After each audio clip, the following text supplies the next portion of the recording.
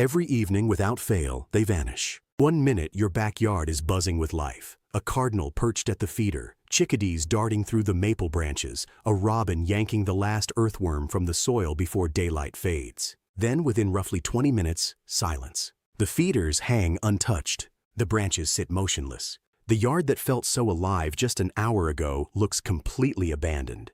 So where do they all go? Most people figure the birds are just drifting around the neighborhood, loosely settled in some nearby trees, doing nothing in particular until sunrise. But the truth is far more precise, far more intentional, and far more astonishing than that casual assumption. What your backyard birds do between sunset and sunrise is one of the most overlooked and remarkable chapters of their entire existence. Tonight, while you're sound asleep, the birds outside your window will be doing things that would genuinely take your breath away if you could witness them. Some will deliberately cool their own bodies down to conserve heat. Some will squeeze into gaps so impossibly tight you'd struggle to believe even one bird could fit, let alone a crowd. And some of them, birds you'd never picture as long-distance travelers, will be crossing hundreds of miles of open sky above your rooftop in total darkness. Welcome back to Backyard Bird Mind. Hit subscribe before you go anywhere, because everything you're about to discover unfolds every single night in your yard, completely hidden from you, and it will permanently reshape how you see the birds greeting you each morning. Tonight, we're stepping into the darkness. We're going to uncover what your birds are actually doing once your yard goes quiet. Stick around to the end, because the final thing we discuss happens directly overhead on certain nights every spring and fall, and the sheer magnitude of it is something most people never truly comprehend. Number 1. Where your birds actually go at sunset. The answer isn't what most people picture, and it varies dramatically from species to species. Take the northern cardinal, one of the easier birds to follow. Cardinals don't venture far from their daytime stomping grounds when night falls. In the final hour before sunset, a male cardinal will tuck himself into dense cover, a thorny thicket, a thick evergreen shrub, or a tangle of wild vines within a few hundred feet of where he spent his day. He's not choosing that spot primarily for warmth. He's choosing it for protection. A sleeping bird is an exposed bird, and dense vegetation is the best camouflage a cardinal has available to him. He'll return to that exact same roost night after night for weeks or even months. If you have a full holly bush or a thick arborvitae hedge somewhere in your yard, there's a real chance a cardinal has been sleeping in it every single winter night, and you've never once noticed. The black-capped chickadee takes an entirely different approach, and it's considerably more jaw-dropping. When temperatures drop, and in the northern United States, that means anything below freezing, chickadees deliberately trigger a state known as regulated hypothermia. They voluntarily lower their internal body temperature by as much as 22 degrees Fahrenheit below their normal daytime level. Their metabolism pulls back sharply. Their heart slows.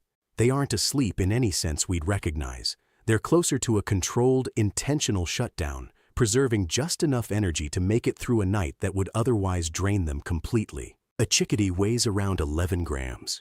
That's about the same as 2 pennies sitting in your palm. On a bitter winter night, the energy margin for a bird that small is razor thin.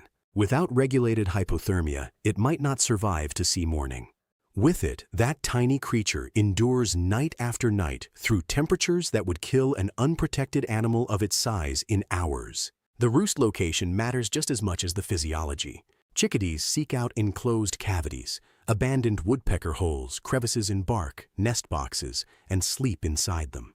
The walls of the cavity hold the bird's own body heat close, drastically cutting heat loss. A chickadee riding out a cold night inside a snug cavity is a masterpiece of biological precision.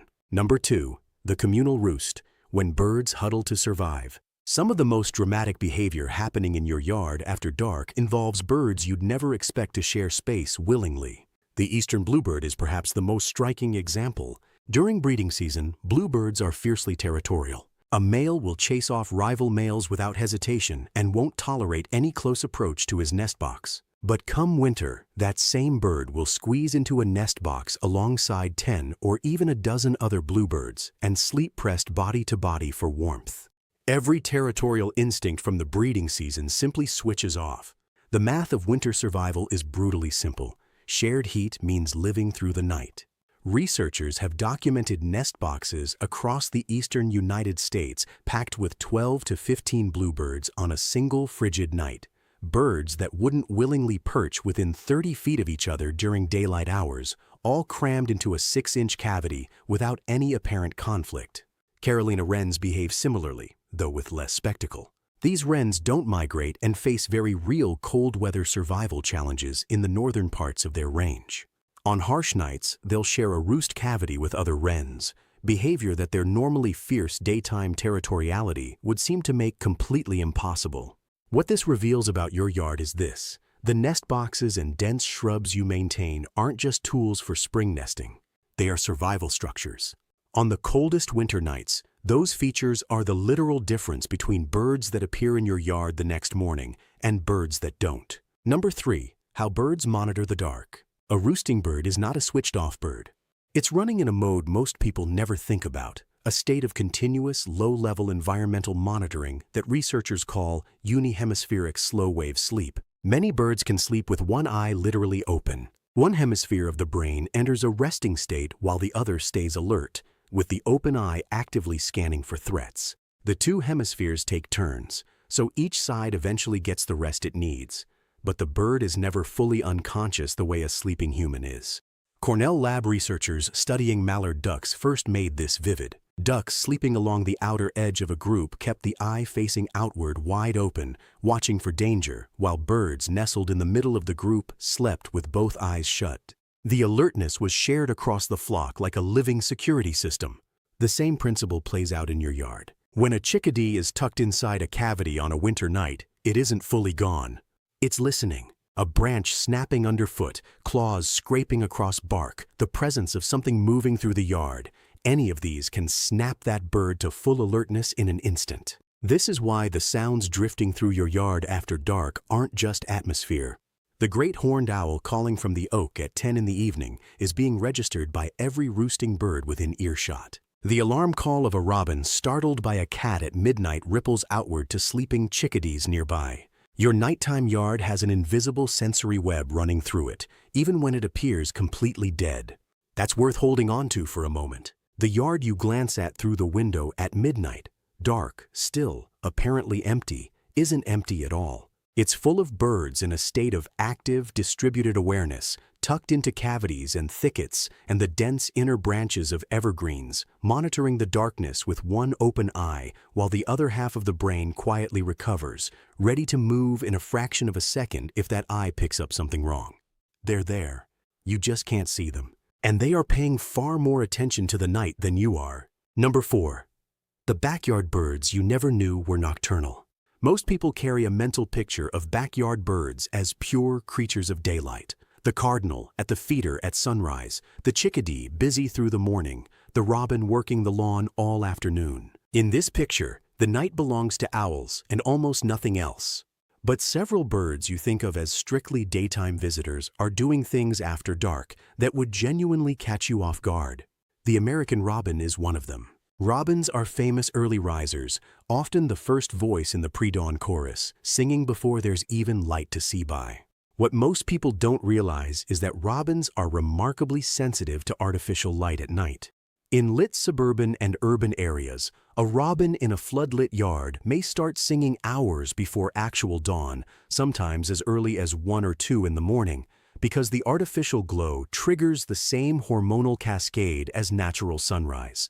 If you've ever been puzzled by birdsong in the dead of night in a well-lit neighborhood, it was almost certainly a robin. The mourning dove offers a different kind of surprise. During the day, doves are among the most unhurried, seemingly oblivious birds in any yard, slow, quiet, content to sit motionless for long stretches. But a mourning dove is capable of explosive nocturnal alertness when danger arrives. A bird that sat stock still on a branch all afternoon will burst into fast, whistling flight in complete darkness the moment a predator gets close. That distinctive wing whistle, the high-pitched slicing sound as the bird launches, isn't just a byproduct of flight. It's a communication signal, warning other doves of danger even when nothing can be seen. And then there are the birds that on certain nights aren't in your yard at all because they're miles above it. Number 5. What's passing over your house right now? This is the piece that changes everything about how you see the night sky above your neighborhood. Twice each year, the darkness above your home fills with birds, not dozens, not hundreds. On peak migration nights in late April and early May, and again through September and October, the number of birds passing over a single point in the eastern United States in one night can climb into the millions. And these aren't exotic strangers from distant continents. These are your birds. The wood thrush that spent last summer singing from your trees, it departed last October and has been wintering in Central America. Right now, in late April, it's flying north through the night sky above your house. The ruby-throated hummingbird that will reappear at your feeder sometime in May crossed the entire Gulf of Mexico just last night. A 900-mile non-stop ocean crossing, navigating by starlight and Earth's magnetic field, burning fat reserves at a rate equivalent to a human running back-to-back marathons. Birdcast, Cornell Labs' free real-time migration tracking tool, captures all of this using weather radar data. On a peak migration night, the radar image of the eastern United States lights up with what looks like a massive weather system rolling northward. Not rain, not clouds, but billions of birds. The biological density of migration is large enough to send back radar signals that meteorologists had to specifically learn to distinguish from actual precipitation. This is happening above your house tonight. On many nights this spring, the birds that will spend their summer singing from your trees and feeding from your feeders are passing directly over you in the dark, navigating a continent using light frequencies invisible to human eyes, following routes their ancestors have traveled for millions of years. Your yard goes quiet at dusk. The feeder's empty. The branches go still. But that stillness isn't absence. It's concealment. The cardinal is in your holly bush. The chickadee is inside the woodpecker hole in the oak, its body temperature quietly dropping, its metabolism dialed back to the bare minimum needed to survive until sunrise. And somewhere above your rooftop, birds you won't see until May are streaming past in their thousands. This is happening every night. You've been living alongside it for years. You just never had the full picture. Now you do. The next time dusk falls and your yard empties out, you'll know the birds haven't gone anywhere. They've simply moved into the part of their lives that you've never been able to see until now. Drop a comment and tell me, have you ever heard birdsong in the middle of the night or spotted something moving through your yard after dark that surprised you? I read every single one. I'll see you in the next one.